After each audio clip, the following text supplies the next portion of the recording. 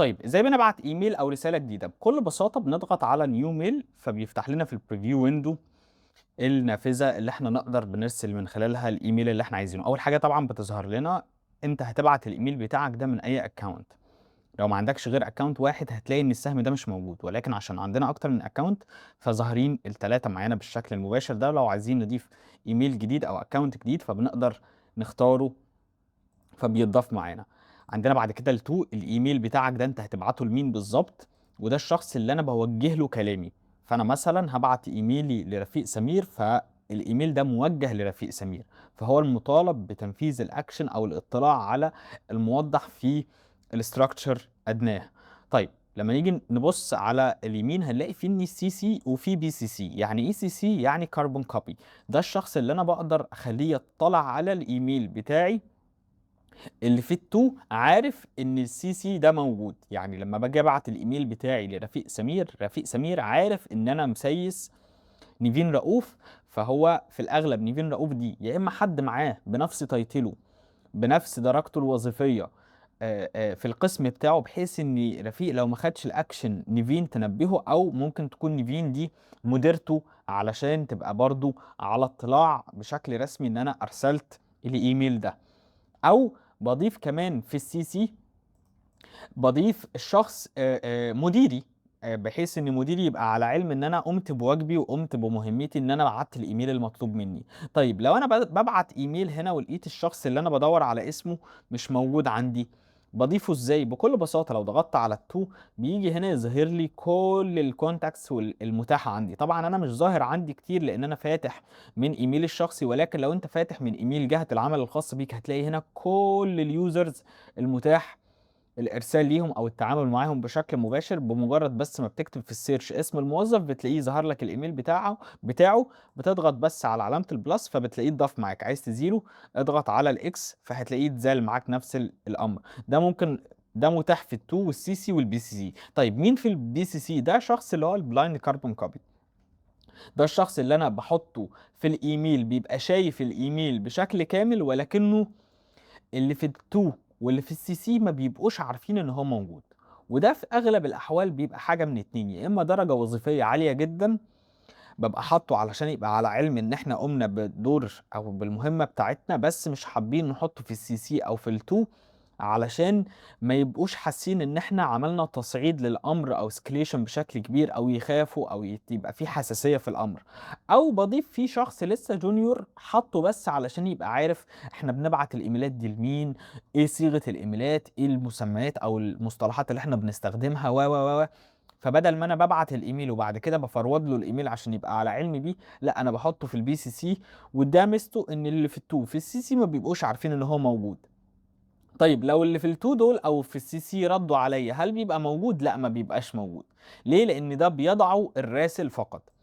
عندنا العنوان بتاعنا السبجكت الخاص بالايميل بتاعنا وبنكتبه مثلا خلينا نقول annual increase. طبعا الحاجة اللي احنا كلنا بنبقى بنسعد بيرسلها.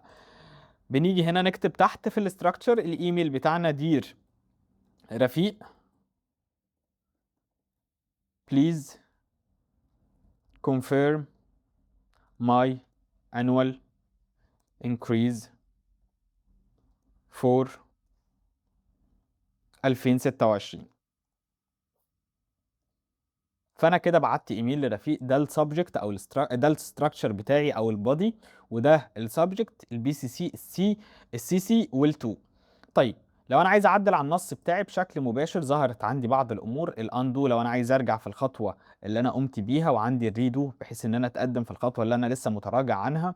عمليه اللصق لو انا ناسخ شيء من بره حابب ان انا اعدله، عندي الفورمات بينتر لو انا حابب ان انا اعدل الفورمات الخاص بيا بشكل مباشر. طبعا انا ما عنديش اي حاجه عملتها ولذلك هي ملهاش دور حاليا.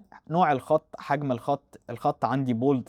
طيب بالخطأ كده احنا خرجنا بره الايميل، نوصل له ازاي؟ عندنا تو اوبشن: يا اما هنروح للدرافتس فهنلاقيه موجود عندنا، هو موجود الايميل بتاعنا، او تحت هنلاقيه موجود عندنا بشكل مباشر لما بنيجي نضغط عليه بيظهر لنا مرة تانية. طيب عايزين نعمل بولد العلامة لرقم 26، بنضغط على البولد من هنا. هنا الايتاليك لو احنا حابين نخلي الخط مائل، هنا اندرلاين لو حابين نحط خط، هنا السترايك ثرو لو حابين نشطب على النص نفسه. كل دي امور. طيب لو انا عايز اعمل هايلايتنج ل 2026 بكلمة فور، بضغط على الهايلايتنج من هنا وبختار اللون بتاعي. لو انا عايز اغير لون الخط، بغير لون الخط من المكان اللي انا عايزه او الخط اللي انا عايزه. وكمان عندي اوبشن ان انا اضغط على مور كولرز، فهيجيب لي الكاستم كولرنج، واختار درجة اللون اللي انا عايزها بالشكل اللي انا عايزه. عندي بعد كده الستايلز، لو انا حابب اعمل ستايلز هيدنج 1 2 3 وهكذا. عندي بعد كده البوينتس، مثلا لو انا هنا كتبت له نوت بليز تيك كير ميك شور فور ذا below points، فانا عايز احط بوينتس هنا، فممكن اضغط على علامة البوينتس واكتب 1 2 3 4. طب لو انا خلاص كده خلصت البوينتس بتاعتي وعايز ارجع تاني من اول السطر، لو ضغطت انتر بيرجعني مرة اخرى من اول السطر. طب لو انا عايز ارقم 1 2 3 وهكذا، بكل بساطة بنفس الطريقة. لو انا عايز ارجع من اول السطر، انتر مرة كمان بيرجع لي من اول السطر. طيب عندي هنا الاندنت، لو انا عايز اتحرك سبيسز من في السطر اللي انا شغال عليه، بكل بساطه من هنا لو انا عايز اعمل الاينمنت للايميل بتاعي في نص الصفحه، في جهه اليسار، في جهه اليمين، ده متاح. هنا المسافات ما بين الاسطر، انا مثلا عندي هنا المسافه ضيقه جدا ما بين السطر ده والسطر ده، فلو انا عايز اوسعها شويه ممكن اضغط من هنا او اختار الدرجه اللي انا عايزها بشكل مباشر. طيب عندي بعد كده العلامات الرياضيه، مثلا علامه الأس، وهنا العلامة اللي احنا بنضيفها في المعادلات الرياضية بتاعتنا. وهنا لو حابين نضيف attachment معين من الجهاز بتاعنا او حابين نضيف لينك. وهنا لو حابين نضيف هايبر لينك ممكن نضيفه بشكل مباشر. هنا السيجنتشر بتاعتنا، طبعا احنا ما عندناش سيجنتشرز، ولكن ليها فيديو خاص بيها نوضح فيه ازاي نعمل سيجنتشر ونربطها في كل الايميلات اللي عندنا، اذا كانت جديدة او اذا كانت هنريبلاي او نفورورد عليها. هنا لو حابين نريكورد امر معين، هنا لو حابين اهو بيحمل معايا فبيقول لي let outlook access. خلاص انا بس الغرض منها ان احنا نوعي بالاداة وضعها ايه. هنا لو حابين انهانس الاوتلوك بابلكيشنز معينه، ممكن نضغط هنا ونكتب اسم الاب فهتظهر معانا. هنا نقطة مهمة جدا وهي فكرة set this item as high priority، ان انا لما ببعت الايميل بتاعي بيوصل للمستقبل ان الايميل ده مهم جدا لازم ياخد باله منه. فبمجرد ما بضغط عليها بتظهر لي هنا، وبتظهر له هو كمان في الانبوكس، بتظهر له بنفس الايكون ان ده high priority، فبليز take care of that علشان تشتغل عليه بشكل سريع. لو انا ضغطت على low priority، لا خلاص انا كده بلغه ان الايتم ده مش، او الايميل بتاعي ده مش مهم جدا، فيعني ما تستعجلش على الرد عليه او تنفيذه. عندي هنا عملية الدايركشنز، النص بتاعي من اليمين للشمال ولا من الشمال لليمين. وهنا لو انا عايز اطبع الايميل بتاعي. وهنا لو انا حابب اضيف صورة، عايز اضيف